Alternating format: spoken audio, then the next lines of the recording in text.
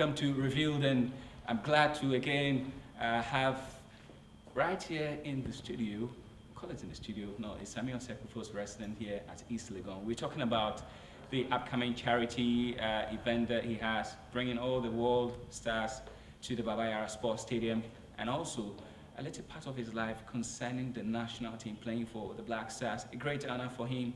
We need to go for a commercial break. When we come back, Sammy Osei Kuffour will be talking to us a little bit more about the national team and the upcoming charity game.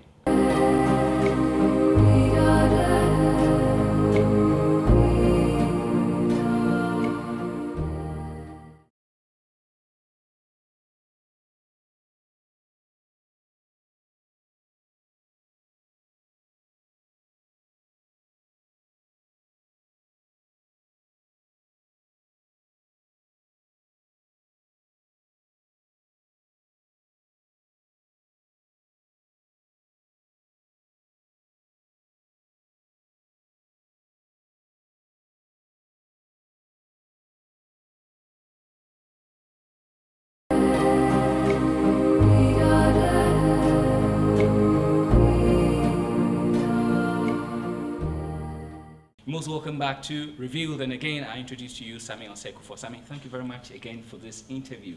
Yeah. Okay, and let's talk a little bit more about the national team. You had obviously played Salet 91, had the experience with the Meteors. What about the Black Stars? How was the experience like? Was it the same as playing for the junior national teams? No, I don't think it was the same, because the time I was playing for the junior team, we were camping in what they call it, Teshinungwa, and it was a military zone. So I think what the military people are doing, we have to do the same. And it was train like military people? No, I mean, not train like them. I mean, if they dig, we have to dig. If they sweep, we have to sweep. If they fetch water, we have to also go and fetch water. You know, there's something that experience that you can never throw it away. One day you may tell young ones who want to play football, or one day you may also tell your children about this story. But I mean, it was a bit harsh, but I think it was everything that nothing happened by accident. I think it was a reason and purpose, you know, that we get to that level, that we try to do the best. And so the togetherness, I mean, just trying to get that word.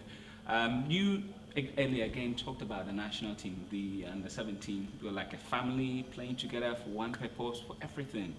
Did you get that sense when you first were called up to the Black Stars? Well, I think the first day that I was playing for the Black Stars was 1992 in Tanzania. I met so many senior players there in camp, you know, likes of Emmanuel Lama from Pomanso, Emmanuel Lampia, I think Abladi Kuma was there. Shamokwe was there as well. So many great players were there, you know. Then that day it was amazing, because they came to my room and they said, "You're gonna play the game." That was Emmanuel Lama, Emmanuel Lampia, and from Pomanso. They were the three big men that I was just looking up to them. You know, they were playing the same position that I'm playing. So they called me and they say, "You're gonna play today." And then the winning bonus is $3,000, and after the day, they say, "Hey, you're not gonna get the money." But I wasn't worried, honestly, because I came from the Olympic Games and have so much money with me, and it was a privilege and honor to play alongside them. You know, so for me, it wasn't something that I have to just say that I wasn't happy about it. I wasn't happy with the situation. Was this 93? No, that was 92. Just right 92, after the Olympic Games. Yeah. So from there, then all of them, they left the national team. So I met my group again, from the Starlets, from the Satellites, from the Meteors. We all come together and play one game, I think 94 against Sierra Leone in Accra Sports Stadium. I think we won 4-0, whatever, yeah.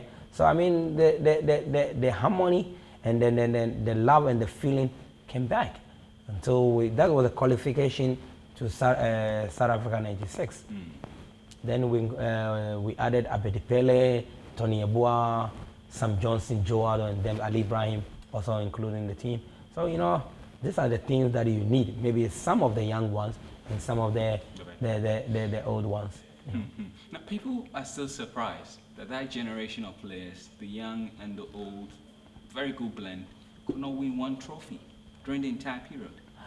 Well, we couldn't win anything. For me, that was the sad thing in my life. Sometimes when I sit down and just analyze my life in terms of football, I couldn't win anything for the senior national team. Then it pains me because there's nothing that I can prove and I can show to my children that I won for the Blasters. For me, being part of the team that go to the World Cup, it was a great thing for me. But I mean, there's nothing that I can show to my children. The only thing that I have a jersey that I can tell my children, hey, this is a jersey that I play with it in the World Cup. This is for you. But, I mean, there's nothing special. So sometimes it pains me. Why couldn't we win anything? Because the players, we have the quality. I think that quality was far better than today. Mm-hmm. If my opinion, that's my opinion. But when you compare in terms of organization, this time is far better than our organization. Honestly, because sometimes when you finish the game as a Blaster player, you have to come and wait in the stadium to get your bonus, or sometimes you have to travel, your bonus have to be staying. If you come down, you're playing fair, they are not paying, and all this kind of thing. I mean, it was, for me, it wasn't good preparation. But now, I think everything is under control. If they are coming, they just got into the plane, in a group, in the camp, and when they are going to Kumasi, I think the whole team moved into the plane to Kumasi. I mean, these are the things that those days we like, but it wasn't like that. So unfortunately, we couldn't win anything with that determination, with that sort of treatment. Was there a rift in camp? We heard several stories. Abedi Pele, Tony Yeboah, that generation went off. Yeah. It still continued, and people still ask questions today, even on the street. What happened? Was there lack of team spirit? Well, I can't say much about that because when the issue were going on, that time I wasn't in the camp, honestly. But I get into camp in 1996 with them when we had a tournament in South Africa. But I didn't see anything wrong with that. Like people were saying Tony Yeboah has his group, Abedi Pele has his group, and all these kind of things. For me, I didn't see anything like that because we all eat together, we share jokes together. For me, I am the one who always cracks jokes in the camp. And I tease Abedi Pele every day. Even today when I see him, I just make fun of him. But it doesn't mean that I have a grudge with him. Tony Yeboah, I always tease him because it doesn't mean I have anything against him. No, that's the out of question. But today we are all matured. We have our family. Everybody has his children. You know, I don't think somebody or those players would think negative about anything again. No, I don't think so. Now, do you ever consider as a fiery, guy in camp, the man who speaks his mind? And not every FA executive or president, for that matter, was very happy with you. Mali easily comes to mind when you were expelled from camp. For me, Mali thing, these are the things that sometimes, I would love to have some of the players who were there to just say their view of Mali preparation. I mean, it was horrible. It was really, really horrible. Maybe God has blessed us. We were poor, but those times we wasn't poor as people were expecting. We have our lives to live, and when you just sacrifice yourself to go and play for the national team, and you be in a hotel whereby there's no any shower in the room, you have to just step out of your room and go and take a shower somewhere. You go and eat at the chop bar at the national team. You don't have even one T-shirt to wear as a national team. You can see Burkina is wearing a T-shirt as a group. And we Ghanaians, we thought our football nation, we don't have a T-shirt. So, I mean, for me, it wasn't proper. And God so good, that time Adidas brought me a lot of stuff. So I have to give it to the boys. Sometimes I have to go to South Africa, their camp, because I know the coach and I know a lot of players, Sean Bartlett,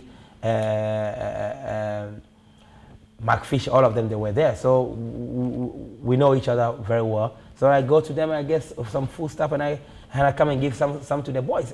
Even Ben Kofi is here. He will justify to you that the preparation wasn't nice. It wasn't nice. But I don't know. Maybe I think it was good for me that I left in the camp. Believe me. Why? Maybe I could get something and something could happen to me. Nobody knows. But God knows better that I left the camp. And then after that, people were talking, Sammy is arrogant. Sammy talks too much. Is Sammy arrogant? I know people who doesn't know me that will say this. Maybe I think they should get close to me. They will know exactly who Sammy is. I mean, sometimes it's really sad. People will justify you with your appearance. You know, sometimes when you appear, people may think that you have to laugh to everybody. Fine, it's good to laugh to everybody. It's good to share jokes, but you have to just keep your personality, not to just smile to everybody. Because if people in this country that we are living in right now, if you try to smile to people, they will take advantage of you. Maybe they will just say something there whereby you don't have any idea about it. But if you get close to me, then you know exactly something that you are dealing with. For me, I'm not arrogant, and everybody who knows me, the players who knows me, they know the type of person that I am. Now, Sammy, let's just move quickly to the world. Germany, playing Germany, the country you have played in for 12 years, for Bayern Munich specifically. And the low point was a back pass in that Italy game. Does it still give you nightmares? No. I thank God, you know, so much that I make, I touch the ball for the World Cup. That's my CV have sealed that I play every youth game, or I play every game that FIFA have organized. For me, it was a privilege. Back pass is a mistake. Everybody does mistakes. Beckenbauer himself has said, for me, people were just saying that the best defender of all time making his own goal. For me, I don't think it was a real issue for that day. If you watch the game, I was playing the best. For that incident was just an incident. It can happen to anybody. But for me, I don't think it's a big issue that people were just saying that, oh, he knew that he was going to give to the Italian striker to go, okay, how can I do that? How much money are they going to pay me? My reputation is very important. For me to save the life of a lot of people in terms of my family members, my mother, my kids, are really important to me. So I won't definitely do something to hurt anybody. It was just a mistake. One controversial point. After winning the Champions League, this is 2001. Yeah. Interestingly enough, we all thought you were going to win the African Best Player. Yeah. Then it was given to El Hadji Diouf. Yeah. There were several stories about you even being pictured with the trophy or the prize before. How did that politics play out? I mean, you know, if you become the African Player of the Year, they will call you and just announce to you that, hey, you have won it, and you have to make the venue, or you have to choose the date that will suit you. So I choose the date. So I don't know why they all of a sudden the table just turned around. And even Isaiah and the CAF members, they called me downstairs when I was in the hotel. I think it was the same hotel with them in South Africa.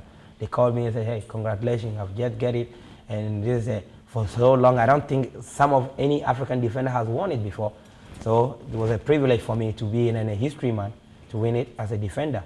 But it didn't come on my way. But I mean, it's all good. But sometimes it's really sad that, you know, African, we don't do things according to, you know, for me, it was a sad thing, but I just put it back of my mind because life have to still move on. BBC gave you a big compliment by giving you the African Best Player that same year. Yeah. Did it make up for what CAF had done earlier? Well, I think BBC just gave me first before CAF. BBC announced it, I think it was November 11th, that they called me.